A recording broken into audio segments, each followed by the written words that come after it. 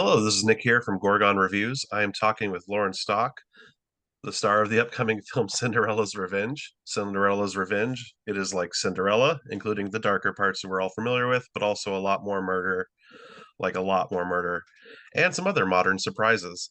So thank you so much, Lauren, for coming to talk to just another random internet movie person today. No problem. Lovely to speak to you. My first question, just to check, is what is the first film you remember seeing in movie theaters? Oh, that's a good question. I would say probably Harry Potter. You remember which one? No. I know we always used to go to the cinema on Boxing Day just before Christmas, and I'm sure one of the Harry Potters just come into cinema on the Boxing Day. I don't know which one it was, but that's the first one in my memory. So Mhm. The internet and your profile says you're really good at kickboxing and you were ranked first overall in the UK. How long have you been doing kickboxing? yeah, so I started kickboxing when I was probably about 9. I had two brothers growing up, so I needed to hold my own against those two. And I actually, funny enough, always wanted to be a kickboxer, but my dad was like, "No, you're not going to do it." And I was determined, so I went for it. And I finished. I stopped fighting professionally when I was about 17, I would say. So I don't do it anymore. I just train for the fun of it now. But I had a good couple of years there between like probably started fighting when I was about 11 and then finished when I was 17ish. But I still got it. And how did that help you transition into acting in movies? So actually it was more when I decided, well, I've always wanted to be an actor. But when I decided that I wanted to do this professionally as well, that was a big step. Funny enough, the reason I stopped fighting was mainly because of acting, but also at the time I was working as Cinderella, in like kind of just like parties and entertainment in the entertainment world. And I decided that it wouldn't be good for me to turn up as Cinderella with a black eye. So I had to Mhm. choose which one. And being Cinderella or acting and that kind of thing, that was earning me a living, and fighting wasn't, unfortunately, even though I love doing both. So actually it helps with the roles, with having the stage combat and stuff, but it didn't really I kind of had to choose between acting and fighting. I couldn't do both at the time when I decided to give it up, but it does help definitely on scene in scenes. So you always wanted to be acting. It wasn't just transitioning Yeah. from the kickboxer, and you had to Oh protect the no, moneymaker. Yeah. exactly. Yeah, you got it. Um, Looking through past movies and future one, technically, just on title alone, which of these three do you recommend the most? Dinosaur Prison, Crocodile Swarm, or Shark City? um I would say I'm gonna go with Crocodile Swarm. That was my favorite one to film. We actually spent like a couple of weeks in Cheddar Gorge in the caves, which was really amazing. The locations for it was really cool as well. But yeah, I would go with that one. I like that one a lot. And so, I've got a thing for big animals, apparently. yeah, how'd you land the lead role of Cinderella for Cinderella's Revenge? So I worked with EMRJ, Rebecca actually. I worked with her on previous projects over the last few years, and she just put me forward for Cinderella's Revenge, and I auditioned, and then next thing you know, I was Cinderella. But I feel like it was always kind of meant for me, being Cinderella in my past as well. It's just a bit of a twisted one this time. Cinderella is one of those roles that's been played dozens or maybe hundreds of times before in movies and voice work and shows.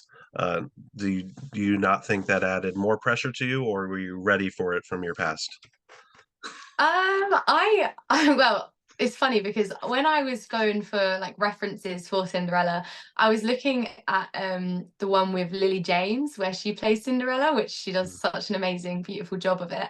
Obviously this Cinderella is a lot different to that one, but I felt like inspired from watching so much of Lily James, and I also loved that film as well. So I felt really ready for it. There was I felt more pressure than any other role before because I love Cinderella and I've grown up watching Cinderella and I wanted to do it justice. But all in all, I was actually just excited to be able to be Cinderella.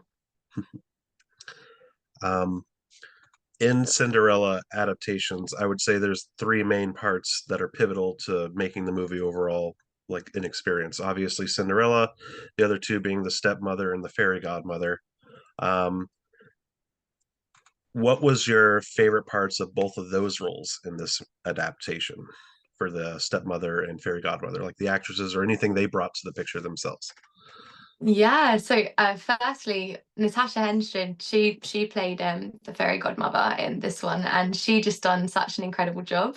Just like working with her, she was so amazing. She was so easy to act with. It just felt so natural being with her. And she brought such a quirky side to the fairy godmother that when I was reading, I didn't like expect it to be like this. And then when she started acting and doing her thing, I was like, wow, she's bringing this character to life. She had so much like um comedy and just being naughty with the role as well. I think she's done such a great job of bringing the fairy godmother to a quirky like modern day fairy godmother. Yeah. Mhm. And then with the stepmother, she was really good. She was quite true to how the stepmother was played in the originals. So unlike where the fairy godmother, it was a bit of a twist on the fairy godmother. The stepmom, she was quite similar to the original story. She's a really good actor who played her as well. So working with her was just it felt really good. And sometimes I was even scared of her. She was like coming at me. I was like, oh no, but it makes it more natural and it makes it more fun to do the acting as well.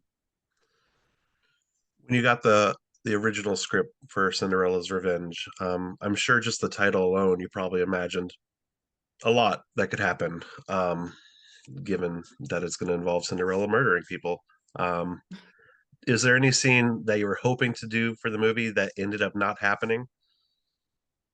Um, mm, I don't think there was any that we cut out, but we did like sometimes we started trying to film it with a bit of comedy in it, and some of the comedic we just threw it in last minute, and some of them didn't make the cut. But I thought when we was filming it, I was like, this is great, this is so funny. So I was kind of gutted to not see them in there, but I also understand because the film can be quite serious as well, and it was kind of it could have been out of place, um but we did add a scene in that wasn't in the original script, so I really enjoyed doing the new extra scene. It come later on after filming, so when I see that I was like, oh, this is good. It makes it make more sense. Mhm. So a lot of your films up to this point obviously have been action and horror like films. Is there a genre you want to jump into later that you haven't had as much of a chance to yet? Oh yeah, absolutely. I was just talking about this earlier.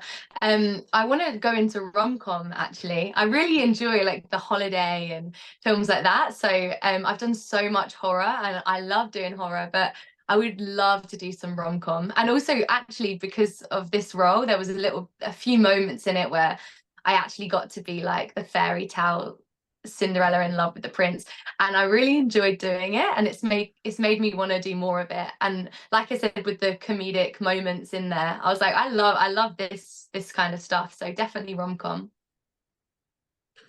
Once again, thank you for spending your time answering some questions about the making of Cinderella's Revenge and your career in general.